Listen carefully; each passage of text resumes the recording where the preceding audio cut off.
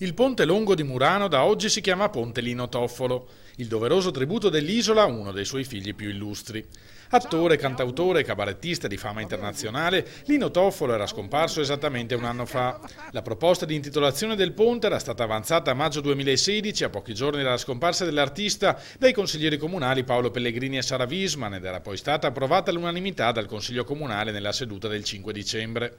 A Venezia, osservano all'unisono da Cafarsetti, ci sono molte strade intitolate ai mestieri di un tempo, pochissime sono invece quelle dedicate alle persone. Ribattezzare questo ponte con il suo nome è il giusto riconoscimento a un uomo e a un artista che tanto ha amato la sua città, in particolare quest'isola, un gesto di omaggio che anche in Consiglio Comunale ha subito trovato l'appoggio di tutti, indipendentemente dagli schieramenti politici.